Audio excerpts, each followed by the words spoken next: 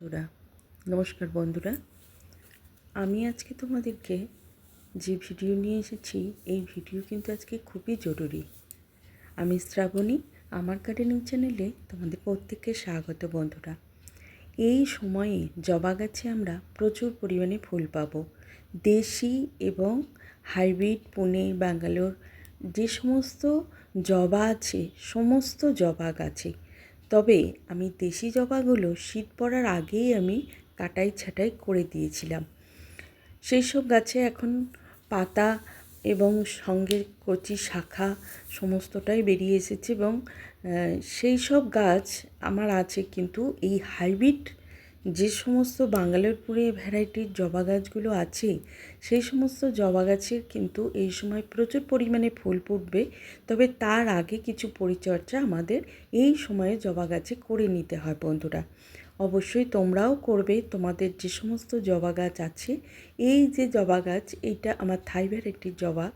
তো এই দেখো, আমি আমার ভিডিওটায় আজকে তোমাদেরকে জানিয়ে দেবো যে তোমরা তো কাটাই ছাঁটাই করবে এবং কোন গাছের কাটাই ছাঁটাই করবে, শিকড় কাটবে না, এবং কোন গাছকে তোমাদের হালকা পুনিং করলেই হয়ে যাবে, আর কোন গাছের শিকড় না কেটে বাদ দিলেও তোমরা প্রচুর পরিমাণে ফুল পাবে, এবং কোন ধরনের খাবার তোমরা মাটির মধ্যে মেশাবে। অবশ্যই সেগুলো জৈব খাবার, কারণ জবা গাছের কিন্তু জৈব খাবারেই তোমরা প্রচুর পরিমাণে ফুল ফোটাতে পারবে, এবং সেই সব খাবারে তোমাদের কুঁড়ি ঝরে পড়বে না, এবং ফুলের রং সত্যি একদম অসাধারণ হবে। যে সমস্ত জবা গাছের ফুলগুলি আগে তোমরা দেখছো, এই টাইমে কিন্তু ফুটবে, প্রচুর সাইজ বড় হবে এবং প্রচুর তার রঙটা দেখছো একদম সুন্দর। যতটা সুন্দর আগে তুমি দেখেছো, তার থেকেও বেশি সুন্দর এই সময়ে দেখবে। বন্ধুরা, সেই একেবারে গুরুত্বপূর্ণ ভিডিওটা হতে চলেছে, তোমরা মনোযোগ সহকারে দেখো, কারণ গাছের প্রকারভেদ আছে। তুমি কোন গাছ হয়তো 1 বছর আগে কিনেছো, আর কোন গাছ তোমার 4-5 বছরের, আর কোন গাছ তোমার 6 মাস আগে কিনেছো। প্রত্যেকটা গাছের কিন্তু এই সময়ে আলাদা রকম কাটাই ছাঁটাইয়ের ক্ষেত্রে আলাদা রকম খাবার হয়তো তুমি একই দিতে পারবে, কিন্তু যেহেতু এই সময় আমরা শিকড় অনেকটা কেটে বদল করে দিই, বাদ দিয়ে দিই, এবং তাদের কাটাই ছাঁটাই শাখা পোশাখা কাটি, সেই ক্ষেত্রে কিন্তু তোমাদেরকে আজকে আমি বলে দেবো কোন গাছের ক্ষেত্রে কোন কোন জবা গাছগুলোকে কি তোমরা পরিচর্যা করবে।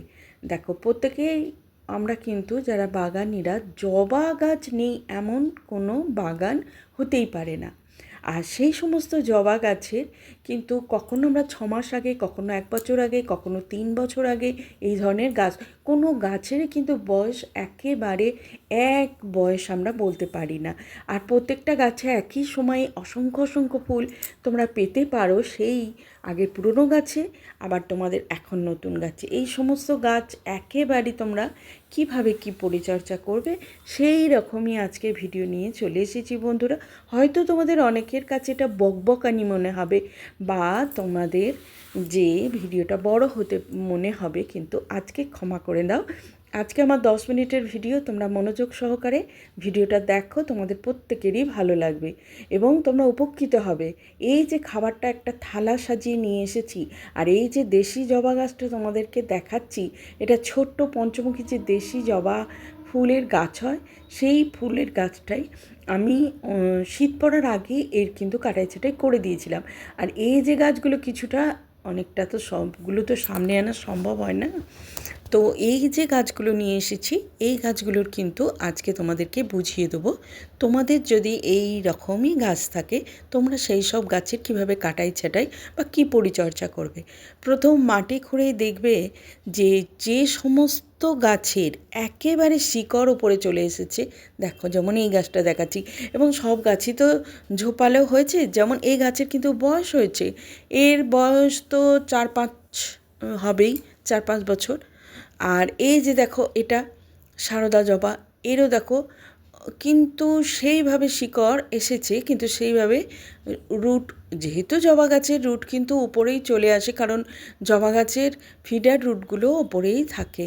এইবার জবা গাছে কিন্তু নিচেটা আমরা যখন এই মাটির স্তরটা তুলব, গাছ শুদ্ধ একেবারে নিচে কিন্তু শিকড়ের বাসা একেবারে জড়ো হয়ে যায়, তখনই সেক্ষেত্রে কিন্তু শিকড়গুলো কেটে বাদ দিতে হয়, কারণ ওই শিকড়ে বাসা থাকলে না ওর ভিতর জল যাবে, না ওর ভিতর খাবার যাবে, কিছুই যাবে না। আর তখন তো গাছে ফুল হবেই না, কী করে হবে? তো সেক্ষেত্রে তোমাদেরকে এই রকমভাবে আমি বুঝিয়ে দিচ্ছি। দেখুন, এই গাছটা তোমার বড় গাছ, 4-5 বছরের গাছ। এই গাছে দেখো তোমাকে কাটাই ছাঁটাই করতে হবে, শিকড় বাদ দিতে হবে। আর এই যে গাছটা দেখালাম, এই যে মাটি সরাচ্ছি আমি, দেখো সেক্ষেত্রে কিন্তু মাটির ওপরে শিকড় আসেনি। সেক্ষেত্রে তোমরা আবার কি করবে সেটাও কিন্তু আজকে বলে দেবো। এই যে খাবারটা নিয়েছি, এই যে থালার মধ্যে খাবারটা সাজালাম, সেটা বলে দেবো তোমাদের।